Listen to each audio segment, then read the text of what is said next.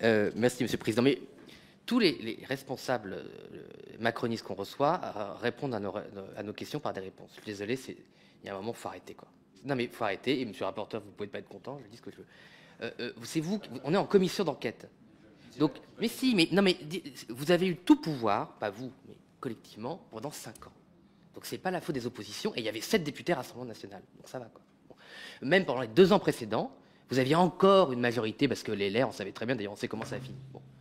Donc, vous pouvez pas... Moi, j'en ai marre, enfin, j'en ai assez, que vous répondiez toujours aux questions par des questions comme si ce n'était pas une commission d'enquête parlementaire. C'est une commission d'enquête parlementaire. Donc, je repose ma question. Même si on prend les remboursements de médicaments, le transport sanitaire et les effets à venir sur les retraites, on est toujours à 3% de déficit au moins. Oui ou non? Oui. Bon. Donc, ma question est, est-ce qu'à Bercy, dont vous dites que les trucs publics permettent de réduire le déficit, c'est pas vrai? Si j'applique tous les rapports de fonds de tiroir qu'on nous présente depuis 7 ans, vous n'arrivez pas à rétablir les comptes publics. Monsieur Tanguy, nous sommes dans une commission d'enquête.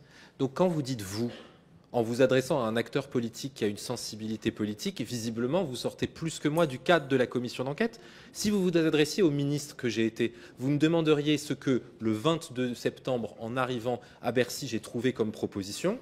J'en ai mentionné certaines, lesquelles j'ai proposées au Premier ministre, et je veux bien y revenir. Est-ce que vous voulez que je vous précise, et je le fais volontiers, que lors de mes premières réunions au Premier ministre, qui n'avait pas franchement besoin de moi pour le découvrir, je lui ai dit qu'en France, on a des agents publics avec un nombre et une proportion beaucoup plus importante que les autres pays européens, et que donc il faut engager une baisse importante des effectifs de la fonction publique, territoriale et centrale. Oui, je l'ai fait dans le contexte politique.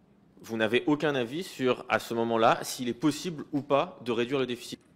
Vraiment, je ne saisis pas votre question sur mon sentiment, mon avis, mon intime conviction personnelle. Vous êtes ministre de l'économie et des finances. Vous avez un budget à élaborer. Il y a des milliers de lignes dans le budget de suivi de la dépense qui remontent progressivement, semaine par semaine, de l'ensemble des administrations. Et vous voulez que je vous dise, par rapport à ces dizaines de milliers de lignes, quel était mon sentiment sur le fait de savoir si on allait être à 6,05 ou 5,95. Mais heureusement, personne ne travaille comme ça dans l'administration. Et c'est sur la base des remontées qui ont eu lieu à ce moment-là qu'on a une donnée qui n'est ni un sentiment, ni une conviction, ni un avis. Je ne vous demande pas votre sentiment, je vous demande si, en tant que ministre de l'économie, vous considérez à ce moment-là qu'il est possible ou non de réduire le déficit d'ici la fin de l'année.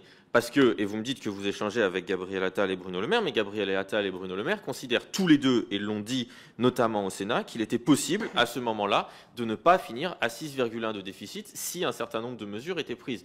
Vous êtes ministre, vous êtes responsable politique, donc vous prenez des décisions politiques en fonction d'objectifs politiques que vous fixez. D'où ma question, est-ce qu'à ce moment-là, votre objectif politique est de revenir en dessous de 6,1 ou est-ce que vous dites que c'est impossible?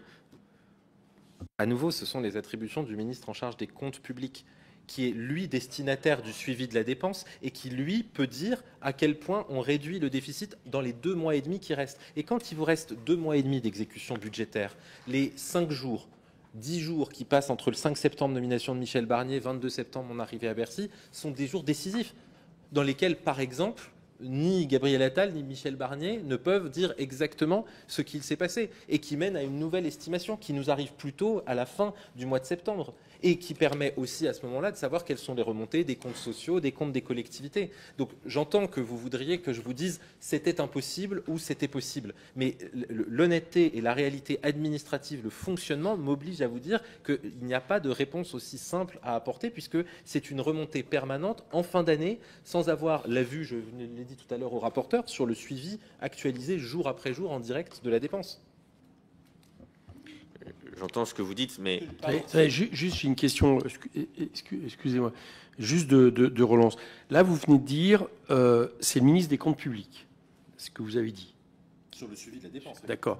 Est-ce que vous auriez eu la même réponse si le ministre des Comptes publics n'avait pas eu sa délégation directement sous Matignon, mais sous la vôtre, comme c'est à nouveau le cas? Est-ce que j'aurais dit que j'étais en charge du suivi de la dépense si j'étais en charge du suivi de la dépense? Je vais vous le refaire autrement. Là, vous me dites, la question qui vous est posée, c'est quelle est votre analyse sur le fait de pouvoir redescendre sous de 6,1 comme vos prédécesseurs pensaient possible de le faire?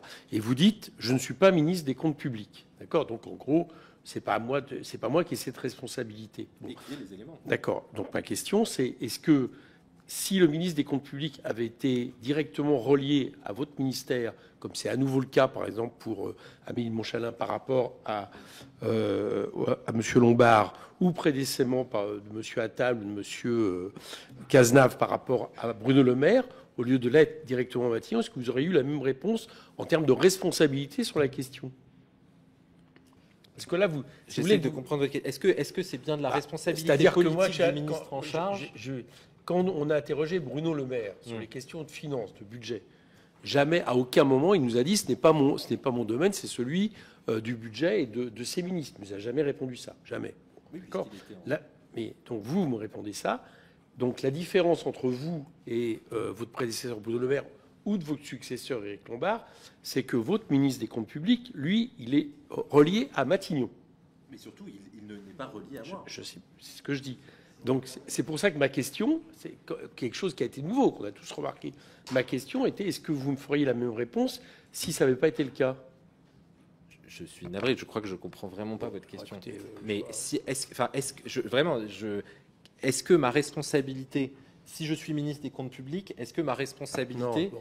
Non mais vraiment, je comprends pas la question. Seulement, ça veut dire que vous assumez à ce moment-là, que ministre de l'économie, vous n'avez, ni la volonté, ni l'objectif politique d'essayer de réduire le déficit fin de l'année 2024, puisque vous considérez que vous n'avez pas à vous prononcer sur la question, parce que ce n'est pas votre responsabilité, c'est celle de l'application de la décision de monsieur, parce que c'est celle de la décision du Premier ministre et de son application par le ministre des Comptes publics. Parce que dans ce cas-là, effectivement, si vous considérez que vous n'avez pas la volonté de réduire le déficit public parce que ce n'est pas votre question à ce moment-là, que vous n'avez pas les moyens pour faire quoi que ce soit, on ne peut pas vous poser de questions sur avez-vous un avis ou pas sur la convocation à ce moment-là d'un projet de loi de finances rectificatif, puisque vous allez nous dire que cela appartient au reste et que comme vous ne savez pas ce qui est possible de faire à ce moment-là, alors la question d'avoir un projet de loi de finances rectificatif ou pas n'a de toute façon pas de sens.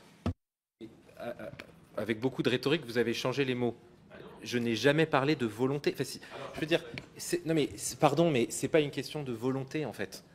Non mais ça ne fonctionne pas comme ça. Il suffit pas de vouloir quelque chose pour que ça arrive. Vous êtes bien placé pour le savoir, je crois. Bon, donc ce que je veux dire, c'est que quand vous êtes en charge du suivi de la compilation du déficit public avec des instituts, avec des directions qui prévoient, vous collectez l'ensemble des renseignements, que le suivi de la dépense, il est effectué par le ministre en charge. En l'occurrence, Éric Coquerel, c'est pas moi, et si ça avait été moi, c'était ma responsabilité politique. Mais vous ne demandez pas au ministre de la Santé ce qu'il pensait et s'il avait la volonté de changer le nombre de classes en CM2.